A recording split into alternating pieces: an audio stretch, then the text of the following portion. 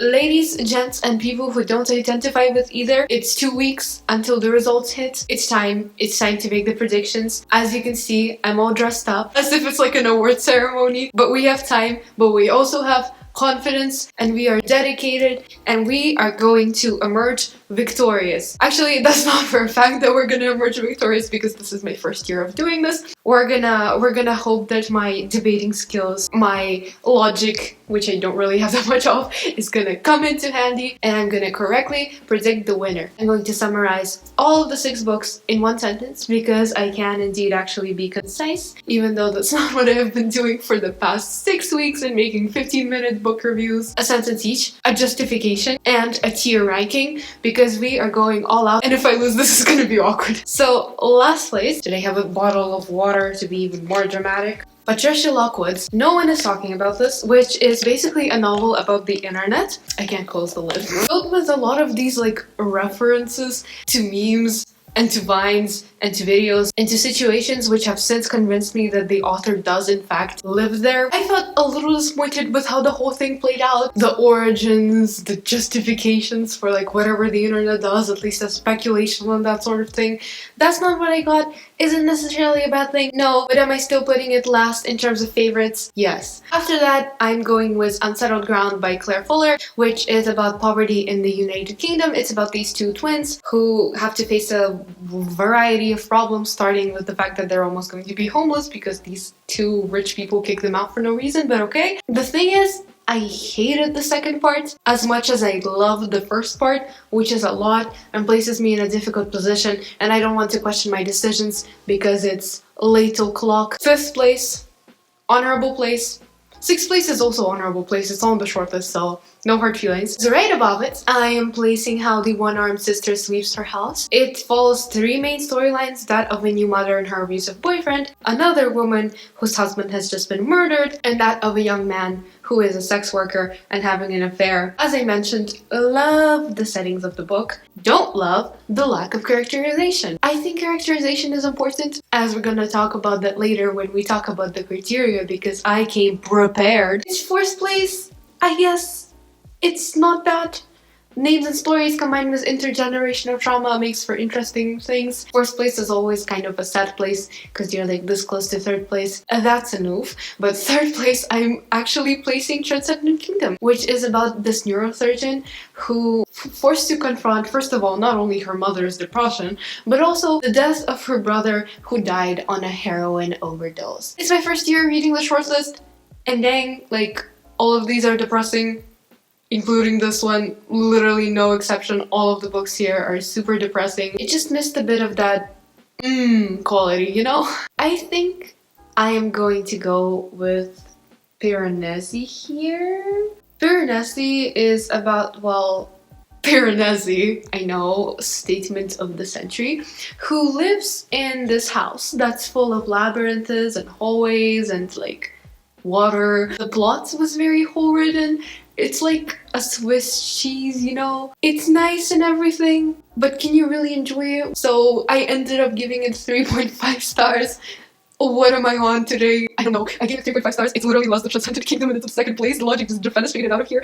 Technicalities aside, and I'm still thinking about it. I wasn't thinking about it when I finished it. I mean, I was obviously, like, no thoughts had empty, you know? No, I was. It's been a few weeks now. And I realized that this is one of those books that I'm still kind of going over a little bit. And because of its quality in sticking it, even though technicalities, whatever, you know what, it's gonna be a bit like bureaucracy, like it's necessary, but also no one likes it. Sorry, not to offend all the bureaucratic people. So I'm going to go with 2nd place. And if you've been cheering for The Vanishing Half, congratulations, because this random girl that you just saw on the internet is putting it as 1st for her predictions. Here, my only issue was literally that it just like dragged 100 pages after it started. Why? Why, Brie Bennett? Other than that, meticulously crafted historical fiction about 2 twin sisters who grow up in a town called Mallard, and the town wants to, like, through genetical engineering, basically through inbreeding and incest, they want to make a town of black people who are black, but they are white in appearance. Which, first of all, super disturbing that society has caused people to hate their race so much. that they're getting rid of it. Everything fades into the background, and this disturbing fact is going right up there. The one sister who marries a very black man and she has a very dark child, and they come back to that like town which is extremely racist towards them. Oop. And then the other sister is trying to pass as white. It is an interesting exploration, really close with this in Piranesi, but just because I enjoyed both the technical aspects of this and like the overall aspects of this, I'm gonna say Brie Bennett topped it this year. Now for who I think is actually going to win, because I came prepared. I quoted everything. Originality, unusual story and perspective, something that grabs characterization, a book you can't stop thinking about, and really speaks for women as we are right now.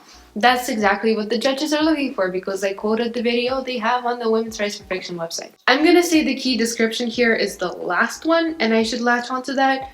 I think that would probably be how the one-armed sister sweeps her house, because sadly there is a lot of domestic abuse and a lot of the victims are actually women. Okay, this has room to be misinterpreted. I'm not saying like it's defining for women to be abused. No, of course not. That's not correct.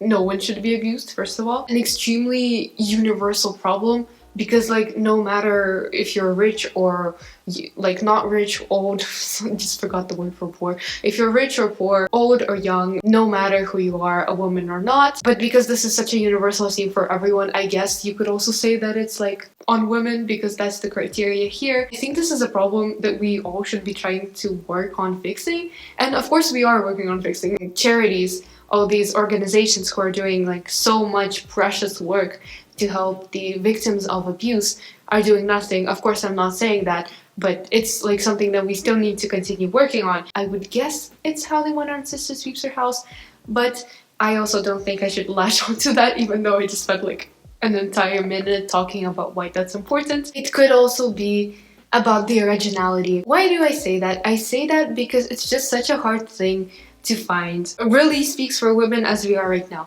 What does that mean? I think it just means different things for different people. It could like come down effectively to originality. Unusual story, originality, that's gonna be Piranesi. Characterization, maybe The Vanishing Half, also maybe Piranesi. Dealing with like familial trauma, because that's a thing for like many women, and again many men, but like women's rights for fiction, elevating female voices. And also recently it's been a hot topic with like promoting women in science, so Transcendent Kingdom go down the criteria. So writing, I'm gonna say Piranesi, but the whole like reader realizes before the character realizes is just so annoying, so also maybe The Vanishing Half.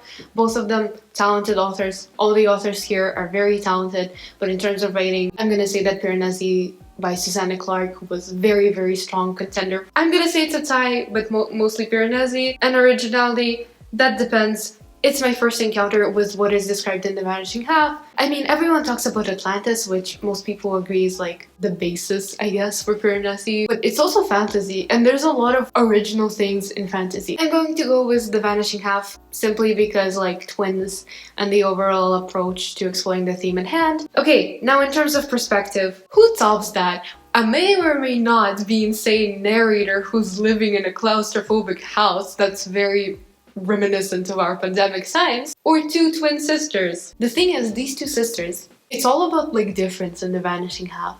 They come from a different town, they believe different things, they're twins, like most people aren't twins, you know? We all like to think that we're sane, even though, as the Cheshire Cat says, like we're all mad here. And so the Piranesi was more of like a unusual perspective for us, I guess, because we get like put into the head of a mad person or someone we think is mad at least. So I'm gonna say Piranesi in terms of perspective. Characterization.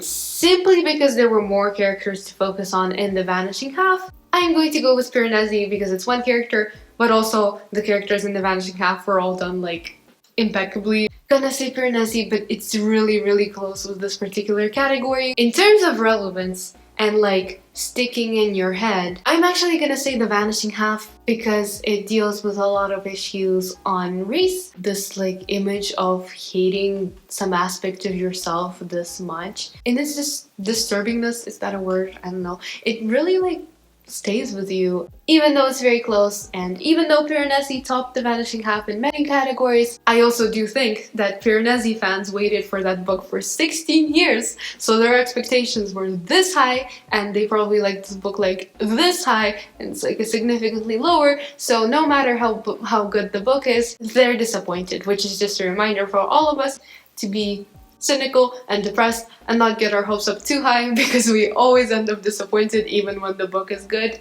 Vanishing Half, Piranesi, whichever one wins, I'm going to be happy. Of course, I will upload a reaction video when the results come out. I am actually in school on that day. I haven't dropped out. I'll quickly edit it while I'm, you know, eating and doing stuff that I should probably be doing.